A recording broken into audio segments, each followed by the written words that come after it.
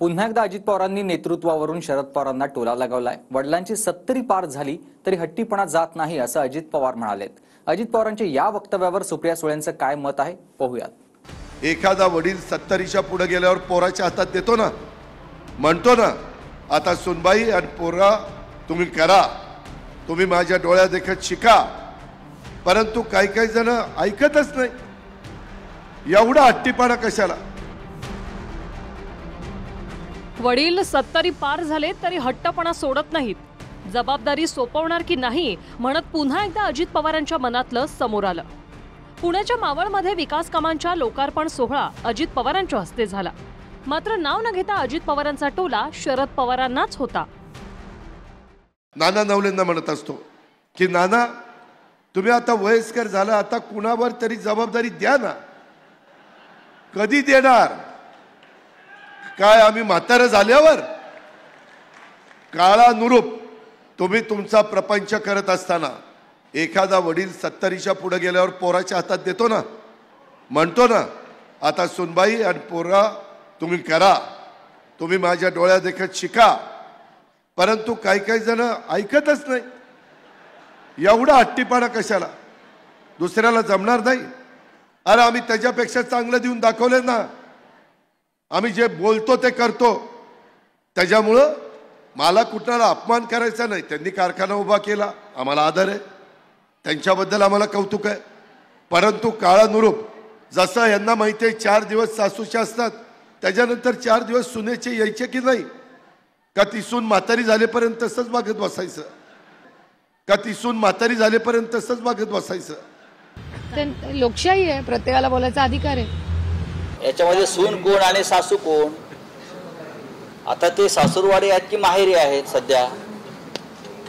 सध्या ते जिथे आहेत त्याला ते काय ते माहेरी गेलेत की सासरी आहेत की वानप्रस्थ आश्रमात जात आहेत, हे त्यांनी स्पष्ट करावं।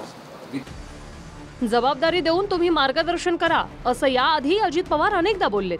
आता पुन्हा सासू सुनेचं उदाहरण देऊन अजित पवारांनी शरद पवारांना डिवचलंय। तर पुण्यात शरद पवारांनी विधानसभा निवडणुकीच्या पार्श्वभूमीवर इच्छुकांच्या मुलाखती सुरू केल्यात। पुढचे 3 दिवस शरद पवार पुण्यातच तळ ठोकून असतील। इच्छुकांच्या मुलाखती पवारांनी मराठवाड्यापासून सुरू केल्यात। मराठवाड्यातील इच्छुकांना त्यांनी पुण्यात बोलावून घेतलं। अजित पवारांच्या राष्ट्रवादीतून शरद पवारांकडे आलेले बाबाजानी दुर्राणी यांनीही शरद पवारांकडे मुलाखत दिली। दुर्राणी पाथरी विधानसभा मतदारसंघातून इच्छुक आहेत। पक्ष फुटल्यानंतर मी पवार साहेबांसोबत होतो, मग काही कालानंतर दादासोबत गेलो आणि पुन्हा परत आलो, आधीच परत आलो, उशिरा गेलो आणि लवकर आलो। जे जबाबदारी पवार साहेब देतील मी स्वीकारायला तयार आहे। मराठवाड्यात एकूण 46 आमदार आहेत। राष्ट्रवादीच्या फुटीनंतर अजित पवारांसोबत 6 आमदार गेले, तर शरद पवारांकडे 2च आमदार राहिले। त्यामुळे मुलाखती घेताना शरद पवारांनी मोर्चा मराठवाड्याकडेच वळवलाय।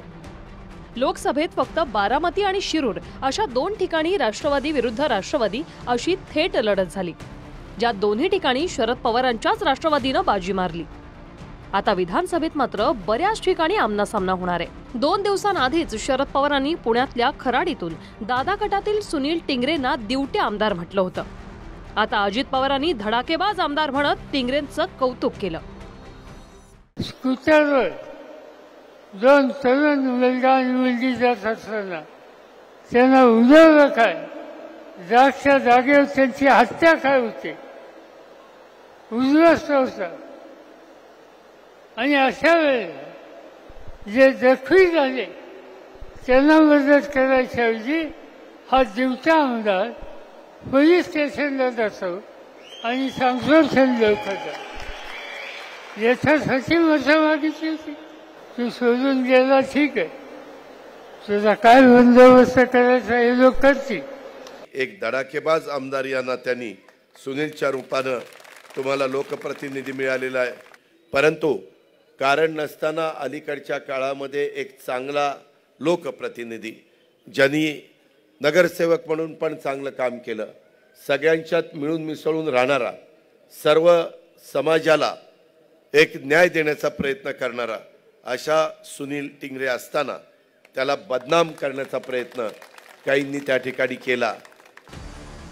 प्रत्यक्ष प्रचाराला अजून सुरुवात झालेली नाही. प्रचार सुरू झाल्यावर अशी शाब्दिक चकमक आणखी तीव्र होईल. पुण्याहून प्रदीप कापसेसह ब्युरो रिपोर्ट, TV9 मराठी.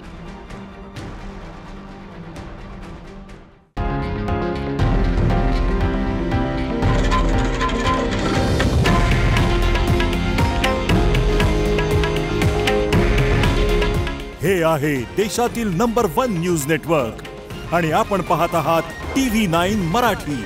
काळजी तुमची, हित महाराष्ट्राचं.